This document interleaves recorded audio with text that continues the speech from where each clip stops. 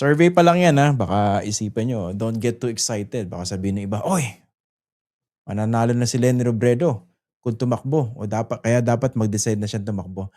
Isang survey lang po yan and of course, the decision will ultimately, rest on the shoulders of that person that her supporters want to run. Tama ba English ko? Simplihan na lang natin. Ultimately, the decision will be for Lenny Robredo to make. Ayan.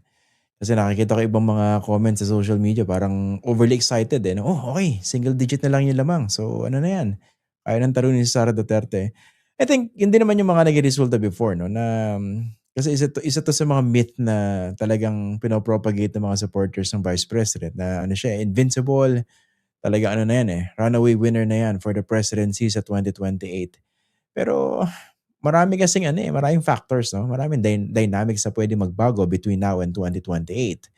And, of course, ang nakikita natin dito, hindi naman 'to rocket science, hindi naman 'to big secret, ito po magiging takbo ng impeachment trial ni Vice President Sara Duterte. Dahil hindi po biro yung mga tanong na nire-raise laban dito kay Vice President Sara Duterte. Kaya nga po double time, triple time yung kanyang mga, defense lawyers dun po sa hanay ng senator judges, hindi po ba? Actually mas mahirap yung trabaho ng defense senator judges sa pagtatanggol dito kay Vice President Sara Duterte kumpara dun sa hirap na dinaranas nitong, actual defense lawyers niya. Kasi ang hirap-hirap naman talaga ipaliwanag example, 'di ba? 125 million inubos in 11 days in 2022. Walang pinakita ni isang resibo kundi puro acknowledgement receipts. Nasulat kamay ng kung sino-sino, 'di ba? Hindi mo malaman kung sino nagsulat nun. And I think lalabas yan eventually sa trial. Magpe-present ng handwriting expert from the National Bureau of Investigation itong prosecution. Lumabas na rin naman ito dun sa House Committee on Justice hearings, di ba? Hindi, I think lumabas po ito dun sa House Committee on Good Government hearings before. Na tila lumalabas, iilang tao lang yung nagsulat ng mga acknowledgement receipts na yun. Di ba? Para lumalabas, trabahong tamad, trabahong bulakbol. Dahil teka mabubuking tayo na hindi natin ginastos ng tama itong 125 million. Sige, sulat na lang kayo kung ano ng mga pangalan diyan. Pirma na lang ng pirma. O kaya ito yung mga pangalan. Andy Lim, etc. etc. Alejandro Piquit, Mary Grace Piatos. Syempre, ang ginagawa ng mga taga-suporta ni Vice President Sara Duterte doon sa Senado, kino-complicate yan. Hindi alias yan di ba? Confidential nga yan kaya dapat hindi tinatanong. Minsan nakakapike 'no, parang kitang-kita mo naman 'no, lahat naman siguro tayo may common sense 'no. 'Pag tinignan mo yung mga datos na lumalabas pagdating dito sa pagkakagasta o pagkakalustay ng confidential funds, alam mong ginagago ka ni Sara Duterte tsaka ng mga tao niya.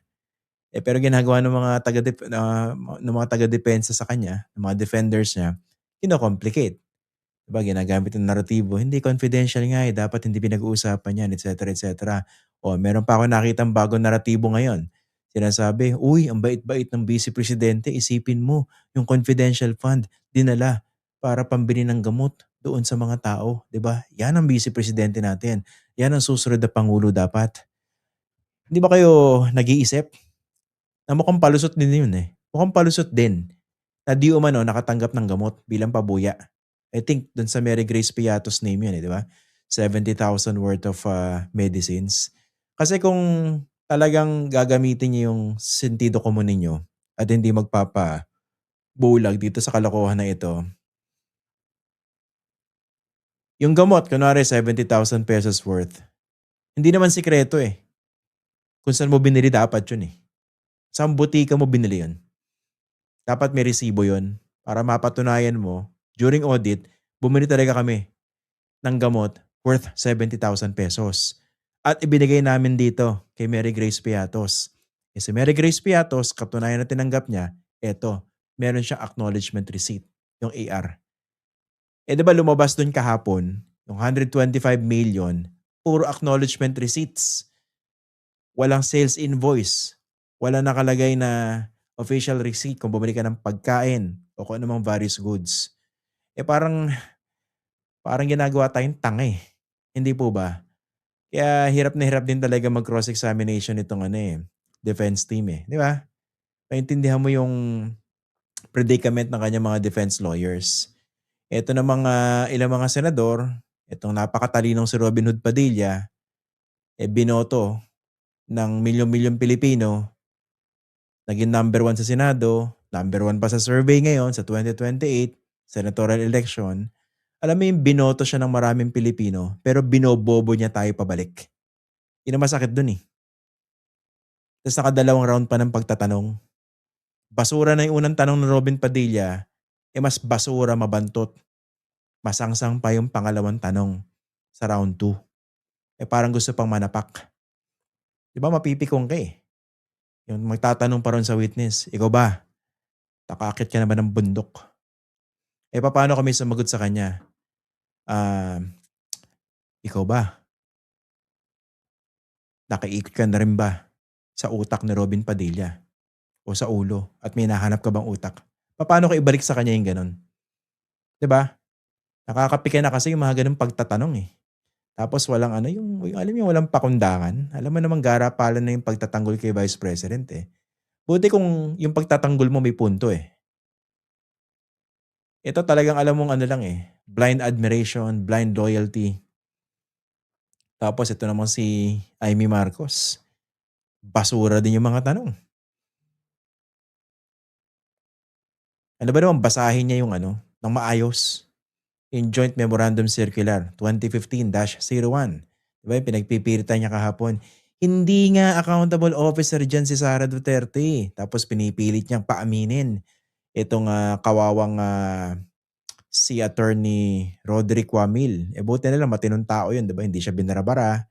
Tapos he was actually standing his ground. O siya pa yung napagsabihan. O don't argue with the senator judge. Siya pa yung napagsabihan ni Kilay. Again, di ba nakakapika? Ang pagsabihan ni Kilay, itong si Amy Marcos, itong si Pia Cayetano, na hanggang ngayon, medyo nananahimik na, di ba? Pero Senator Pia, hindi namin nakakalimutan ang kalokohan na ginawa nyo. Nag-post kayo ng splice video. Binaligtad nyo yung sinabi ni Chel Jokno. Di ba kayo nahihiya sa ginawa nyo? Senador pa kayo, abogado pa kayo. Supposedly, ikaw yung pinakamatalino dyan eh. Bakit ganun yung asal mo? Di ba? Nakakapika na eh.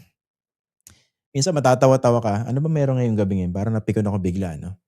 Natatawa lang ako kahapon eh. Pero siguro ganun yun. Minsan napupuno ka na rin pag alam mo tinatarantado ka ng mga nasa gobyerno eh. Dito, yung mga nasa sa Senado. Di ba?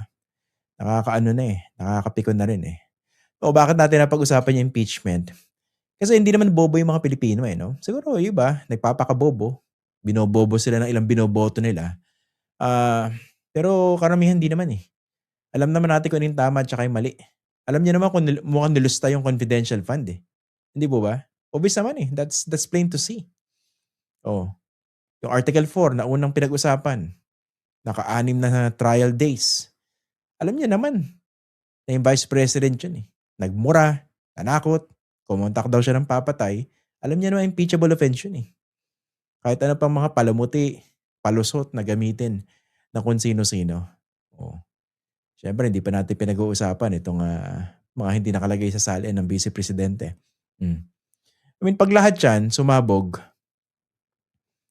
I don't think any Filipino in her right mind, his or her right mind, would actually still be supporting someone like her. At alam naman niya ng mga taga-suporta ni Vice President Sara Duterte. O by the way, baka sabihin niya masyado tayo one-sided, no?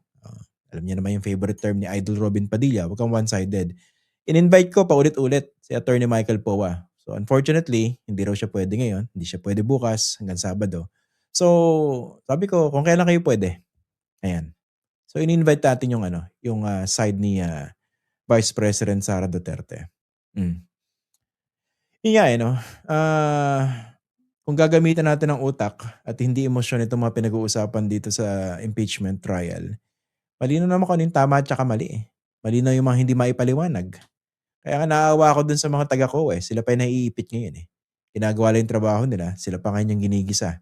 Ito mga katulad ni Amy Marcos. Tahimik pa nga kahapon si di ba? Hindi humirit si Pia Cayetano. Hindi ko alam kung nasaan. Si Lauren Ligarda absent. Tapos itong si Alan Peter Cayetano, Pero do'n ako muntik malaglag sa upuan ko talaga nung pinapanood ko yun, eh. Imagine ninyo, si The Beard, sabi niya, neutral daw siya. Ibang level din 'to, eh, 'no? Ay naku, minsan alam mo yung parang magiging speechless ka sa napapanood mo sa Senado. "Ha? What? Bakit gano'n?" 'Di ba? Yan kasi yung mga kalidad ng ano, ng mga binoboto ng marami sa ating mga kababayan sa Senado, 'di ba?